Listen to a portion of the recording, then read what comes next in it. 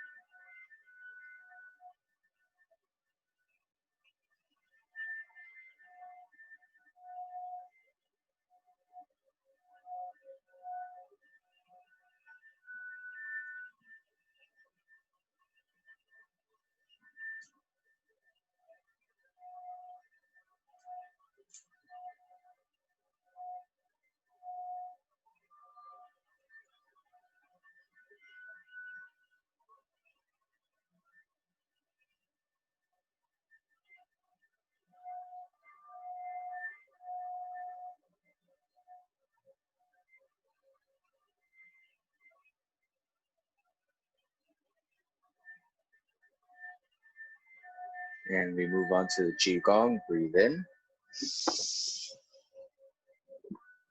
And breathe in.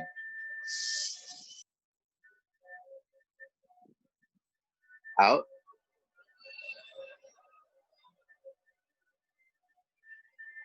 In.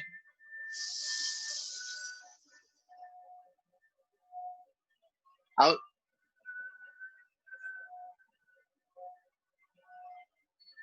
In. Out. Next one, try and squat down low. Breathe in.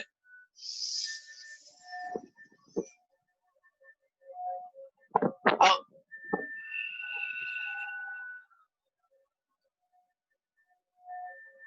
Breathe in.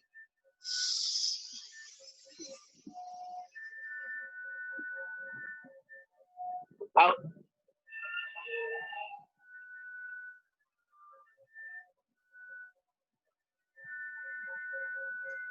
In.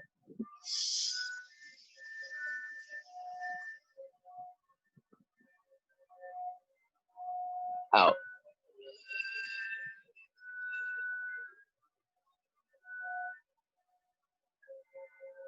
And the closing. Breathe in. And out. Good job. Now we move on to the waving hands. Remember to inhale as you go up, exhale as you go back, and each time your hand passes your leg, you bounce your knees. And begin. And the breathing is strictly through the nose, in and out.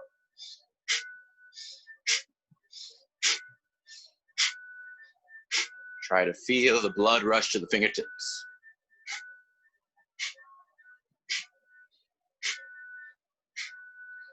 And go high.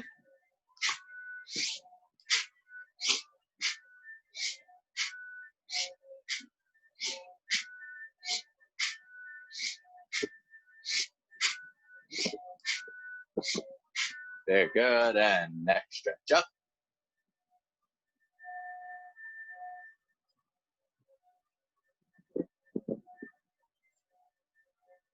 And down.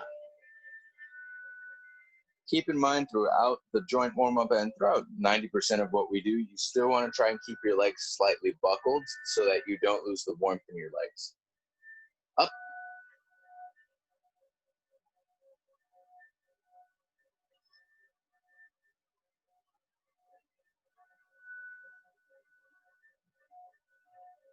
Down.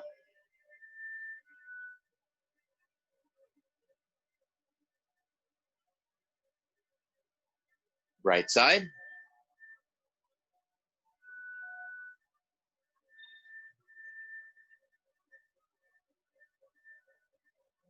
Switch.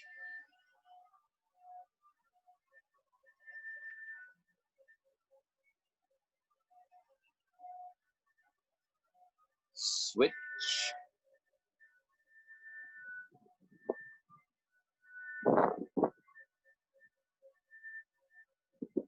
And switch.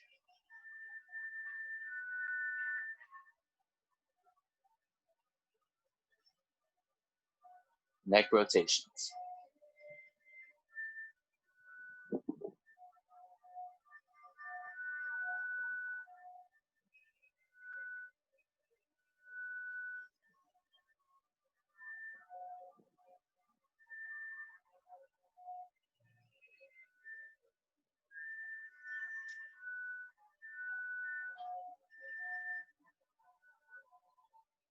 Other way.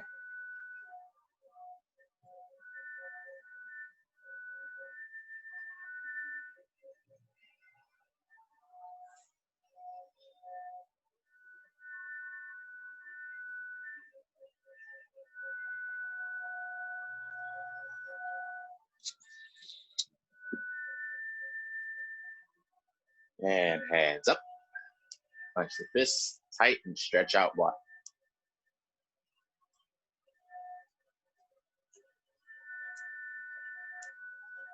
Wrist rotations in.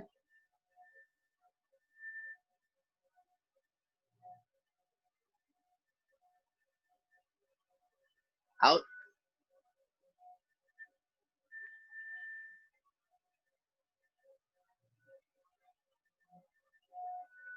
Shoulder rotations forward. Want to get the shoulders up as high as you can, closer to the ear. Forward. Stretching the upper back. And backwards, same story. Bring the shoulders up and try and stretch the chest and the rib cage.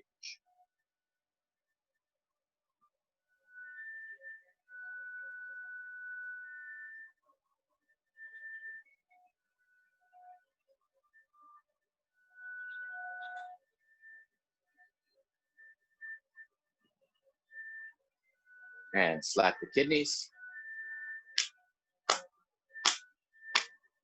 Keeping the arms loose, aiming at the center of the body.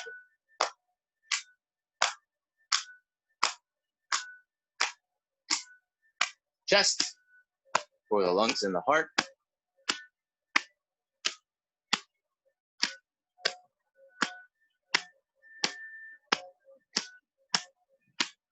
And center for the digestive organs, right below the belly button and the tailbone.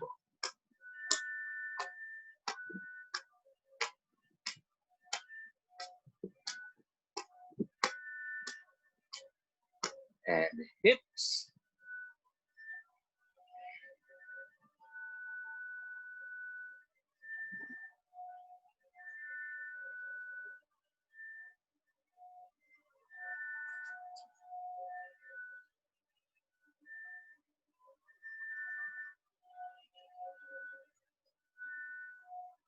Other way.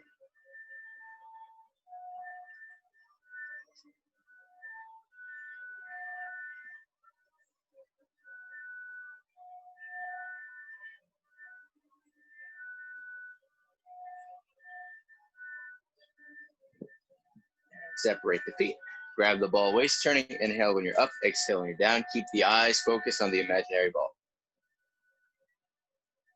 Breathing in.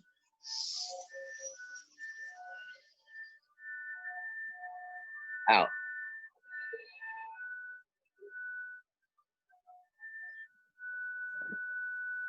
In.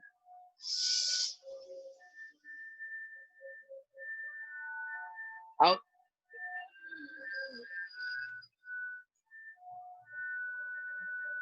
In.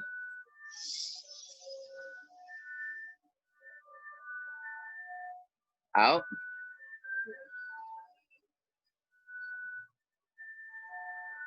Other direction. Breathing in.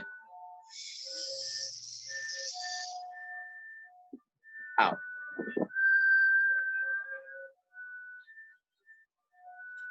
Breathe in.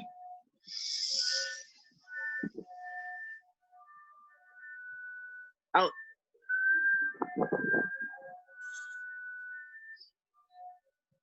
Breathe in. And out.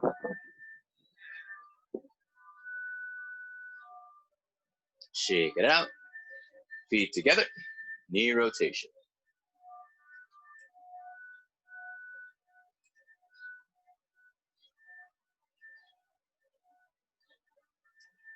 Other way.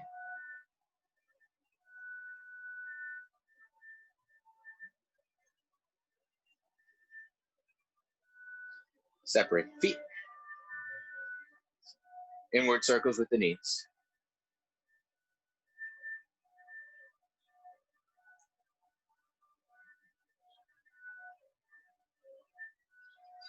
Outside.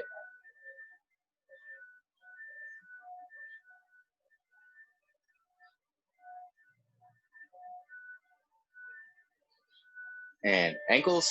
So there's two ways you can do this. You can either hold onto a chair or a wall and hold your foot up and rotate inward, or you can put your toe down on the ground and rotate the same way. Both of them have a different feel. I usually do both, but you can pick your favorite. And outside circles.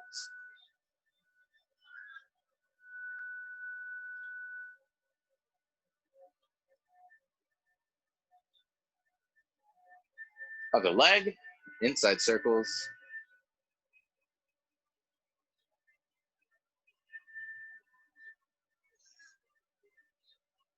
Outside circles.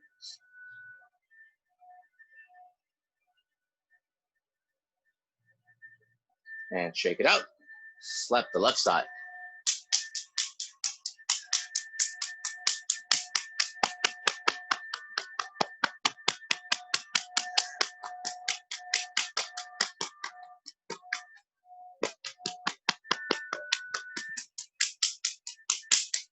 Switch.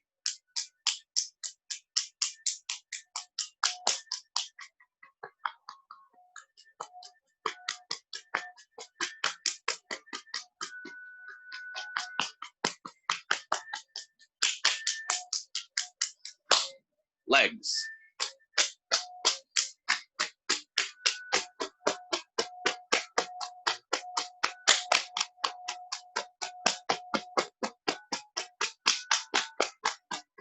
Lower back.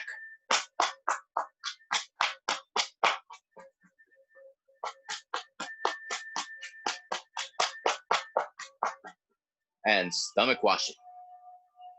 Press in with the fingers and push out by contracting the abdominal muscles. Going in a big circle all the way below the belly button and all the way up to the starting of the rib cage.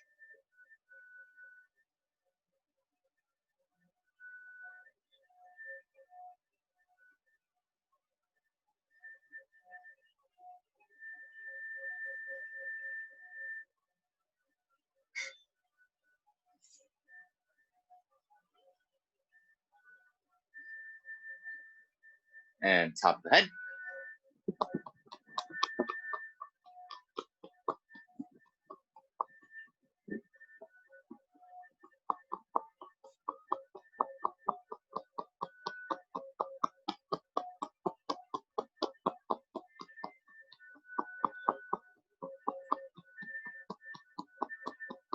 One with the hands.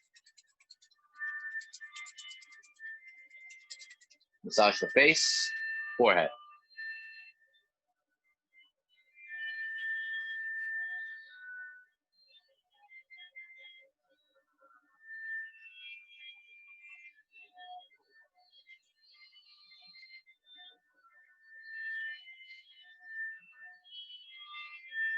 eyes.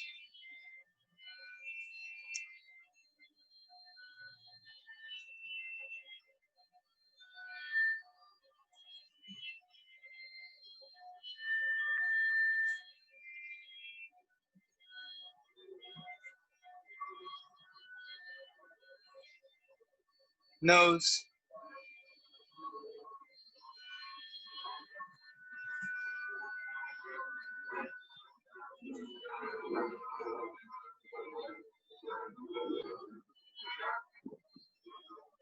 Mouth.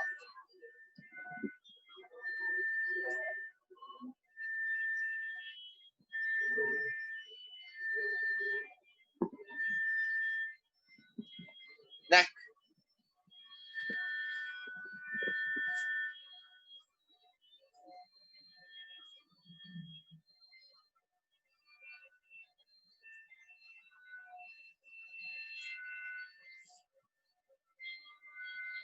Thyroid.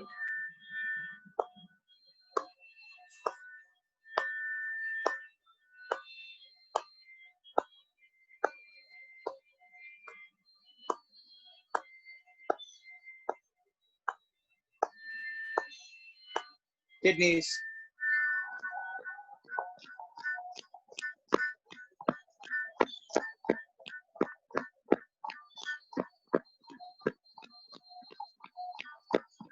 And relax.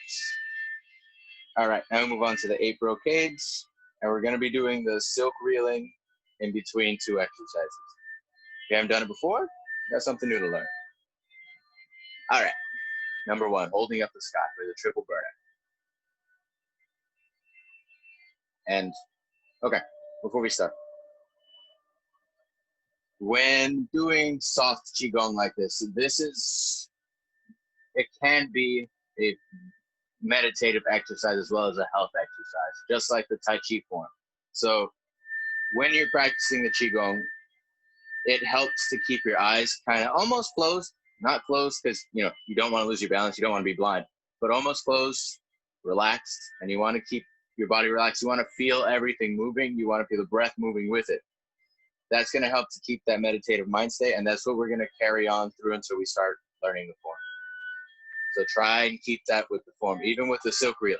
Even if your legs are burning, that's where that mental training comes in. All right. Breathing in.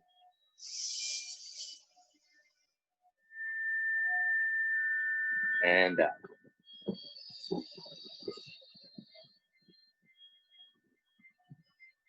Breathe in.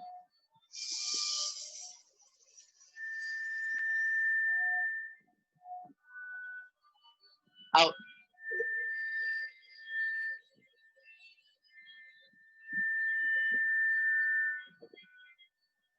Breathe in.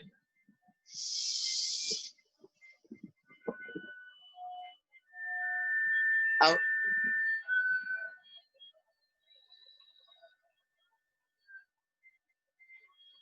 In.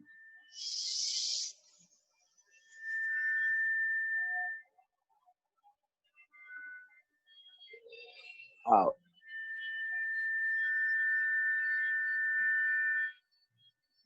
Breathe in.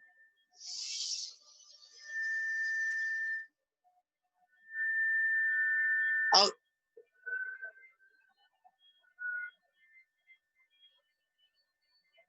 In.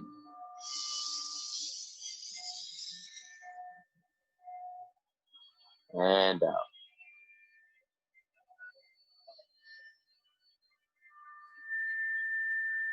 Number 2, pulling the bow and shooting the arrow. Remember to keep the eye focused on the index finger.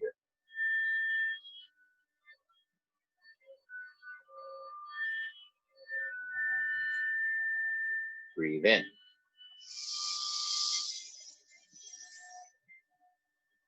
Out.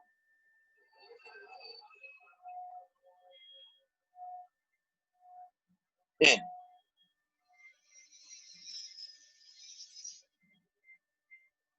Out.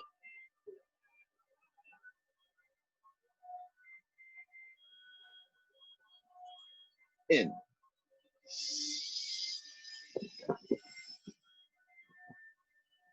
out,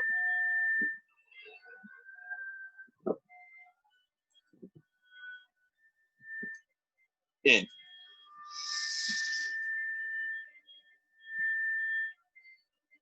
out,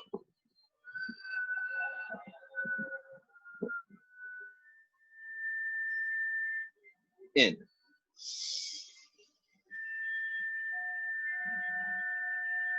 out,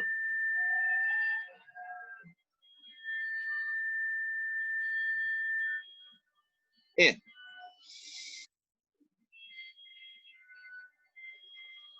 out, and the closing. Breathe in and out, and shake it out. All right, so the silk reeling. If so, you remember, it's essentially an infinity sign done with the hand. The stance is constantly shifting along with the waist. So as you're going one way, you shift forward. You go the other way, you shift back. And that's coordinated with the breathing in one way, out the other. You're at lib at this. If you want to breathe strictly through your nose, go for it. If you want to breathe in through your nose, out through your mouth, that's fine too. All right. So we're going to do 8. Breathing in, out,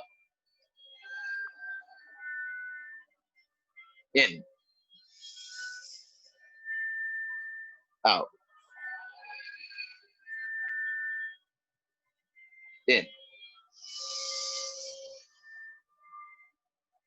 out,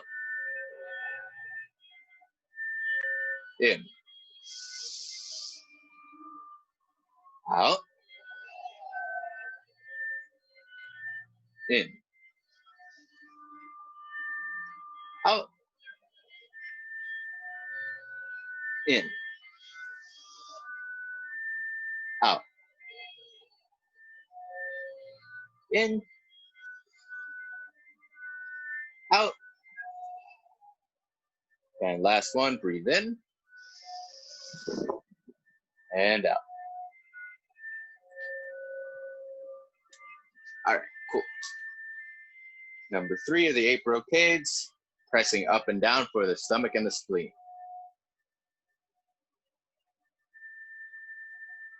Breathe in, out,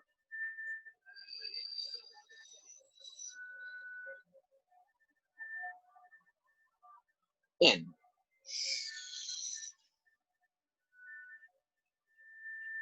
out,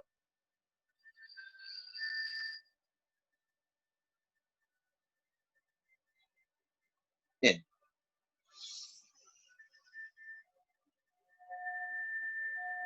out,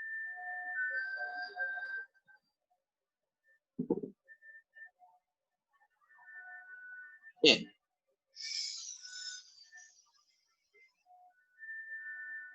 out,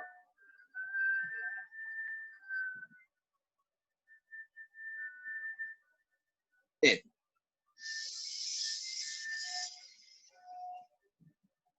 out,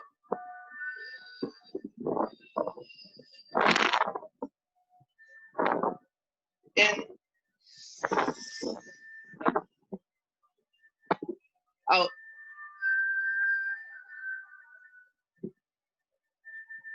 And the closing, breathe it in and out.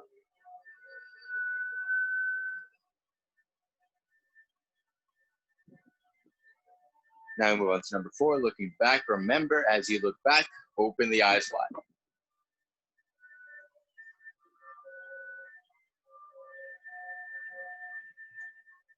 And breathe in, out.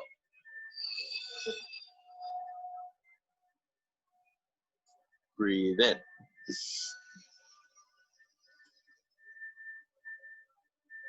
out.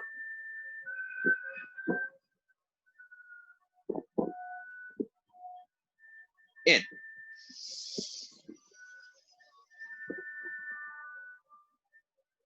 Out.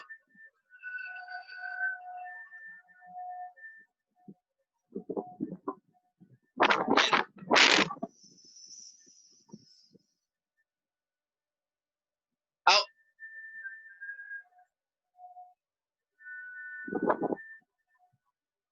In. Out.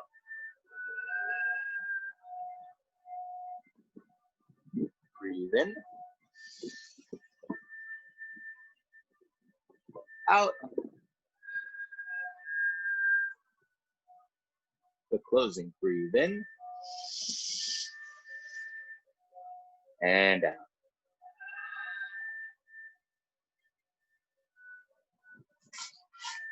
All right, now we do the silk reeling again, this time on the other side. So same story, inhale one way, exhale the other way, shifting the weight, moving with your center. Breathing in. Out.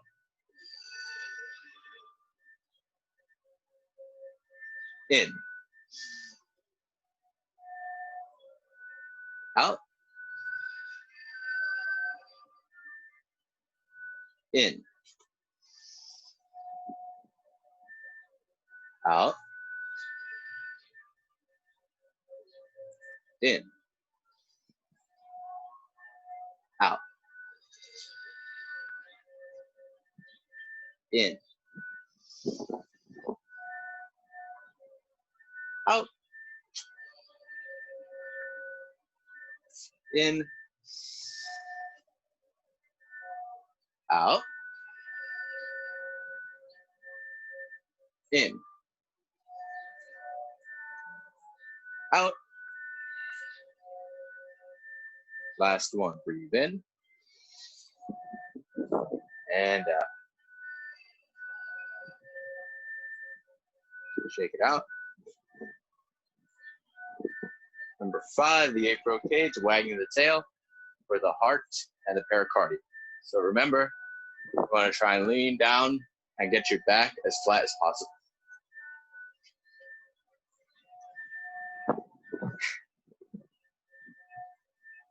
Breathing in.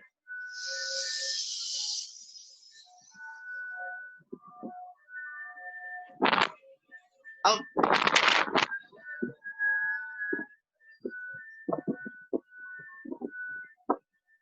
In.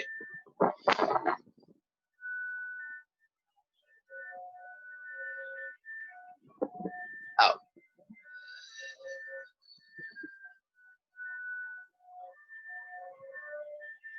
In.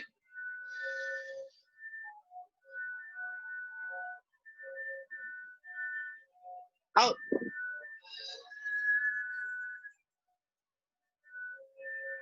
Last one, breathe in.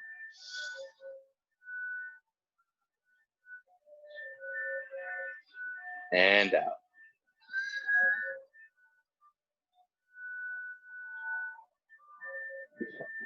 Shake it out. All right, now we move on to number 6, jolting back.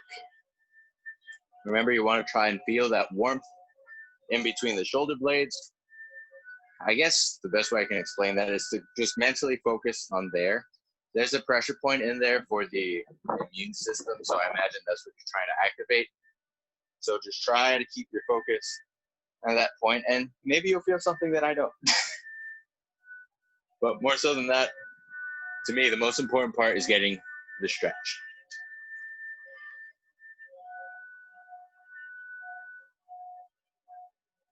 And breathe in.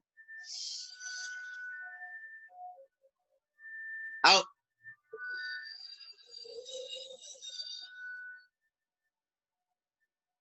In.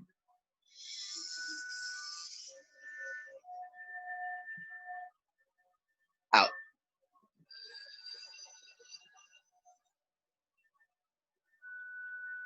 In. Out.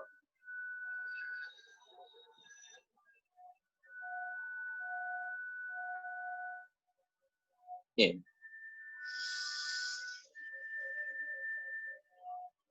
Out.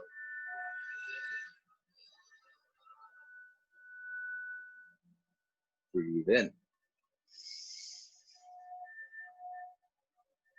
Out.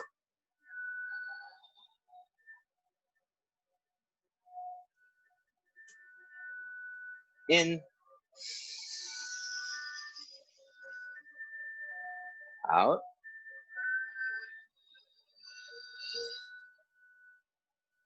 Breathe in. And out. Sorry, should have told you guys that we were closing. Anyhow, still breathing. Again, this time we're going to use both hands. So, same deal. One hand follows the other and goes the other way. It looks much prettier when you use both hands. All right. And don't ever do this with holes in your shoe like I am, because my toe keeps getting caught and it hurts. That's okay. All right. Going to right side first. Breathe in. Out.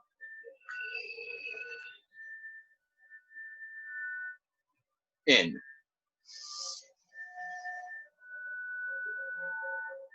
Out. In. Out.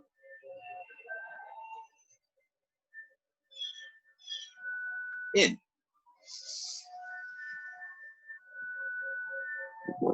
Out.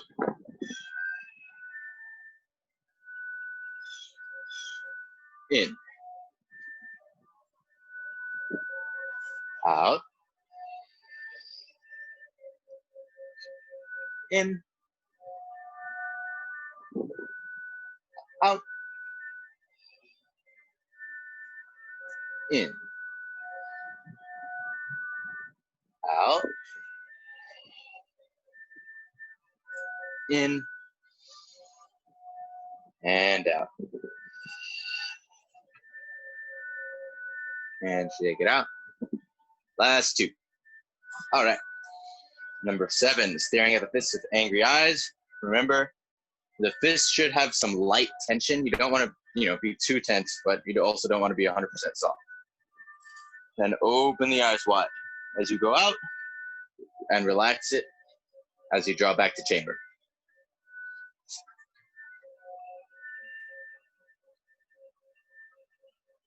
And breathe in. Out.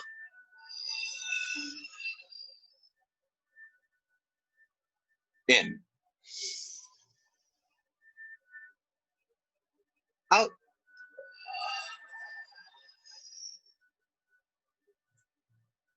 Breathe in. Out.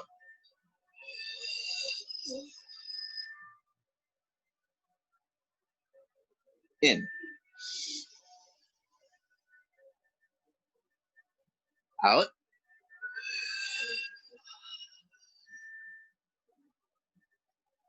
In.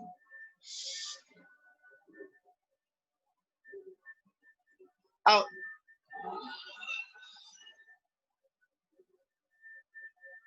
Last one. Breathe in. Out. And the closing. Breathe in. And out.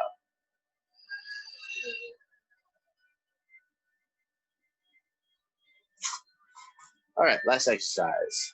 Rising up with the heels to bring the energy to the crown. And with this one, normally we stand about single shoulder width. I noticed that my teacher does it. Feet closer together, so I do it the same way. And remember, if standing all the way up messes with your balance, just go up a little bit and plop down.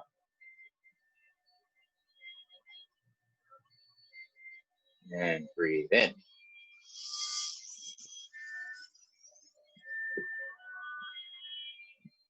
Out.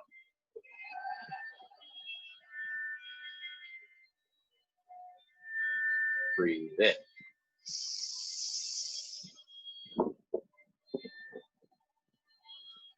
Out.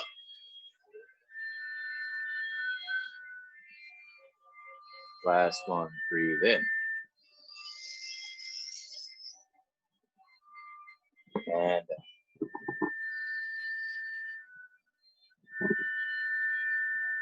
excellent work. Now, we're going to do our sitting meditation a little bit different today.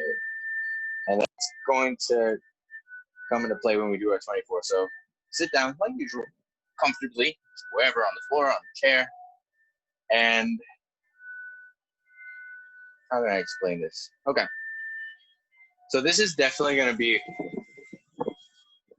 different visually, I guess. So your hands are essentially going to be like this, and just resting on your legs. What you want to try and do is feel a heat exchange between the hands. So I'm trying to find out how to explain this without sounding crazy. Like, it should almost feel like you have a little tiny ball in your hands. And you don't want to start wide either. Start with your hands real close together.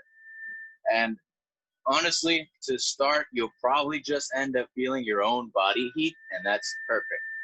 That's where you want to start. So energetically, our chi is stored in our dantian, which is 3 inches below our belly button. Now, I know when you hear chi, you're probably thinking, oh, it's magic. It's not. It's really not as mystical as people have made it sound. It's just energy, plain and simple. You want to try and direct that energy into your hands.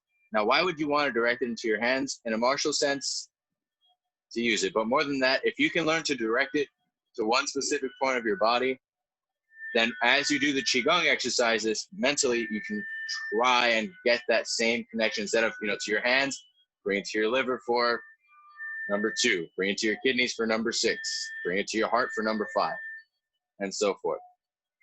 Now, additionally, especially for those of you sitting on a chair, what you want to visualize is, okay, let's just pretend I'm sitting on a chair. Your foot's on the floor, right? You want to visualize the energy coming from the ground up into your hands. So it's essentially, okay, let's say it's coming from the ground. It's going bam, then it's going through the dantian right here, which is where your chi is stored. And it comes up and out and through to the hands. I know it's a little iffy sounding. Believe me, I completely understand. But, like the thing with number 6, when I tell you to feel the heat in the back of your thing, personally, I've never felt that. But when it comes to the Tai Chi form and this type of meditation, I have been able to feel a heat exchange of sorts in my hands. And for everybody, it's different. Some people don't feel heat, they feel cold. Some people don't even feel heat or cold at all, they feel tingling. It's going to vary per person, but yeah, that's where you're going to be able to do it, is just to try it. So just breathe in like you would a normal meditation, but the focus is going to be getting the chi to the palms. And begin.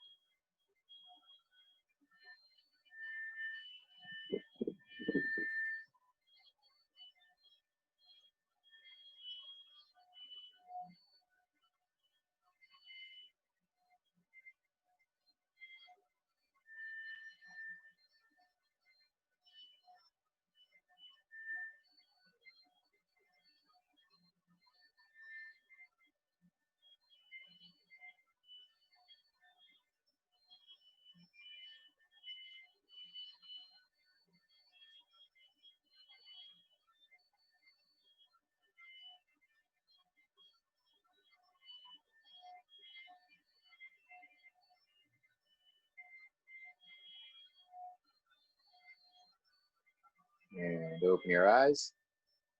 Now, I'm sure there's going to be a portion of you that are like, oh, wow, this is magic. And I'm sure there's going to be a portion of you that's like, this is a load of poop. And those of you that are like, this is a load of poop, I hear you because I used to be the same way. I'd meditate and my head's like, okay, no, this isn't doing anything. And I get that because it's happened to me. When this is overactive and thinking too much, you're not going to be able to feel anything. It's not going to happen when you're thinking about it. You're just going to do it and be like, all right, you know what? I'm just going to do it one day out of the blue, and then you're going to feel something. Everybody's different, so it's going to take time to feel these things. And it's not going to come if you only practice it, I was going to say twice a week, once a week, because we only have class once a week. Take the time to practice this on your own, and that's how you're going to maximize your benefit. That's how you're going to increase the likelihood of you experiencing something different. One of my Kung Fu brothers, he had a little routine going. What he would do was he would do his Tai Chi form, 24. He would do the 8 brocades, and then he'd meditate for a little bit. And from what he's told me, he was able to see his aura.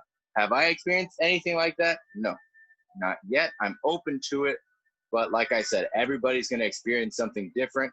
If they're mentally receptive to it, some people aren't. I might just be one of those that are not. Some people tell me, oh, I've experienced this, I've experienced that. I have not. Maybe I'm just not receptive to it. I'm a very grounded person, so I'm not so esoteric, as some would say. So as we move on to the 24 postures, I want you to keep that in mind. We're just going to go through the form. I'm not going to monologue over it, but what you want to try and feel, particularly in movements like this, you should feel some, I don't really know how to explain it. I guess like a tension of sorts as the hands pass, but it's not a muscular tension. It's like weird. Some of you will know what I'm talking about and some of you won't, and that's fine. It varies for everybody, as I've been saying. I don't really know how to explain how to get there. It's just, I'm kind of just planting a seed and hoping you water it enough to grow. Okay, so enough monologue. Let's move on to 24. And keep that same meditative state we tried to introduce in the beginning of the class. Well, with the meditation in the beginning of the class. Okay.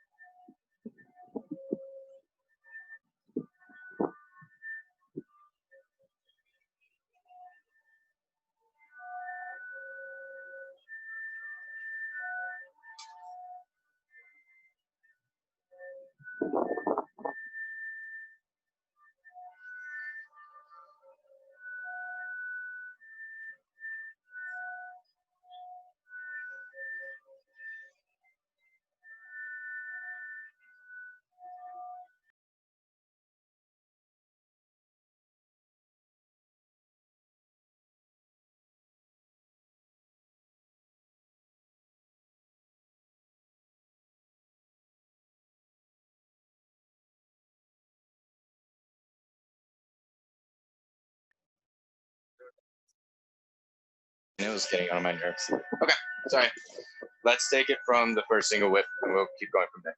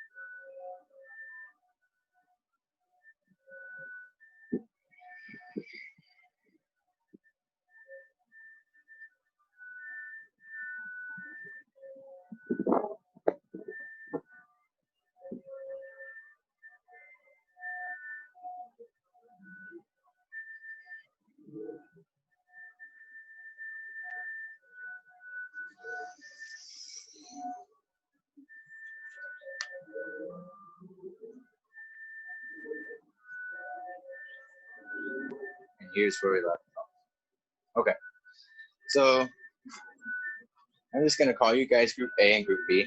So Group A, I know we're here.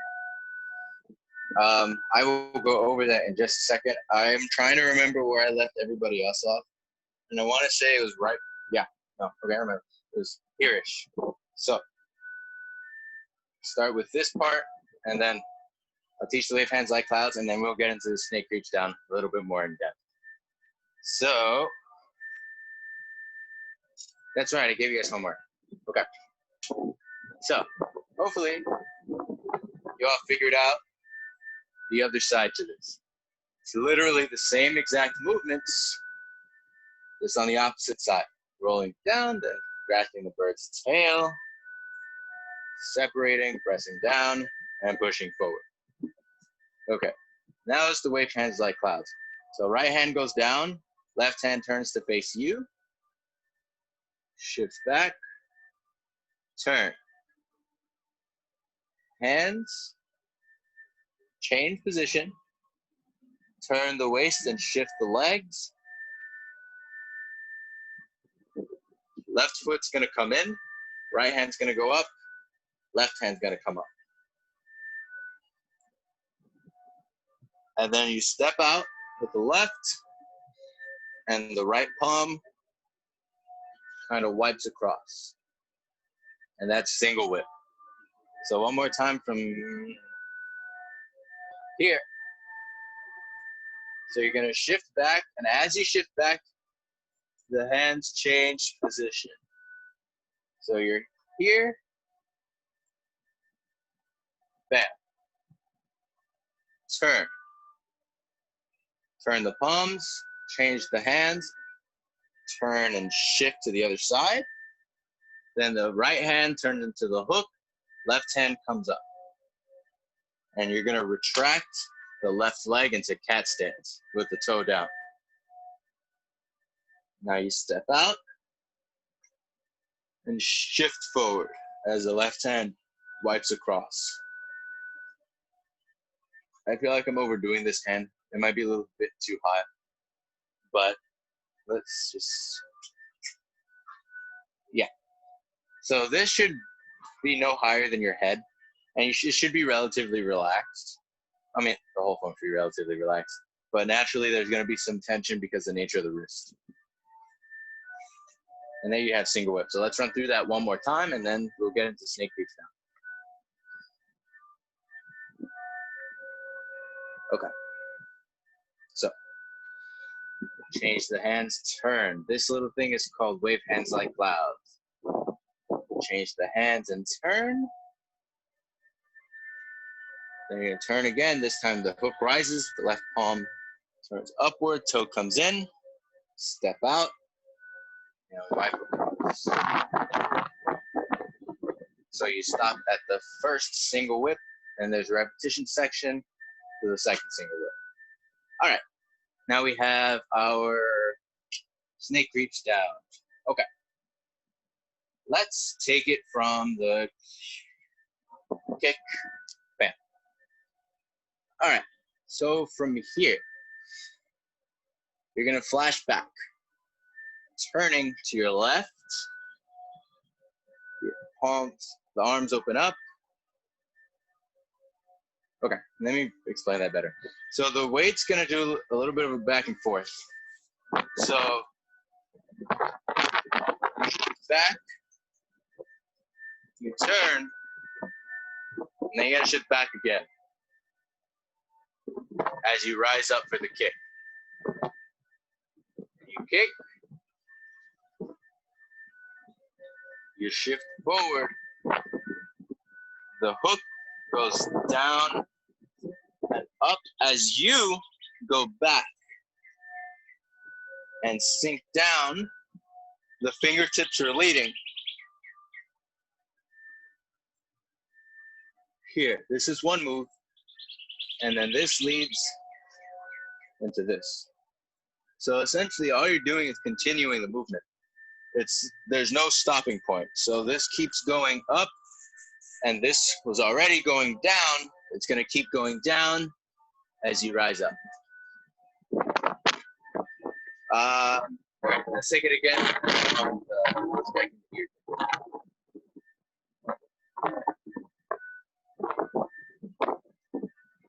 So from here, flashback, shift the weight back, open the arms, turn.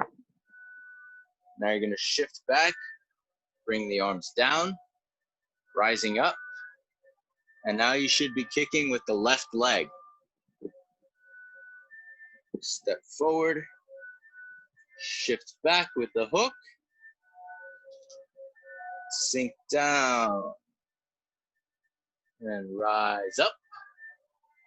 Bam. I'm pretty sure this move has a name. I don't know if it's part of the snake creep down or if it's something different, but bam, you're here. Okay. Do we go further? Yeah, I think it's the next one because it's the same move. Okay. Additionally, if you're not necessarily of the flexible variety, or if you have hip and knee issues, you don't have to go all the way down. So, whoa. Okay. Bam.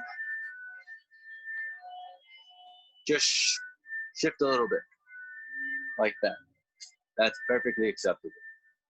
Okay. From here. So it's a repetition section. You get one new move and then repeat. So you're gonna shift back, turn to your left a little bit, shift forward. Right hand comes up, left hand goes down, and the right knee comes up. This is, what's the name? Rooster stands on one leg. And then same story, put the foot down, rise up with the hook as you go back, and snake creeps down, and rise up. Let's try that again. So we were here. Now this, it's really just readjusting your foot. If you want to look at it as getting your foot out the way so you can raise the other leg. So you're here. You're turning a little bit, shifting forward. Now that the weight is in front, this leg in the back is easier to pick up. Leading with the fingertips up, bam. So fingertips here, and this hand should be flat as though we're on a table. Then shift forward. As the hook comes up, shift back. And snake creeps down and rise up. All right. Let's do that one more time.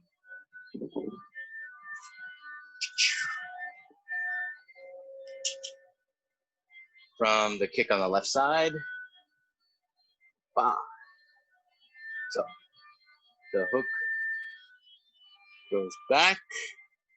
You sink down, creep down, and rise up. Now you shift back a little bit, turn, shift forward. Rooster stands on one leg, put the foot down, and let me explain that a little bit more. So sometimes this doesn't feel natural because the positioning of this back foot. It's gonna be a little awkward to try and shift back that way if the foot's pointing that way. You can't really get into the stance right. So what you can do, you can either just turn the position of the foot, which doesn't always work, or kind of step off to the side a little bit, then turn the foot. I find stepping off to the side opens up my legs enough to where this is a lot easier. So, put the foot down, then I step off to the side, shifts back, and I have ease of access. All right, so a few things I did want to explain that are kind of just like, oh, cool to know. So, Tai Chi is not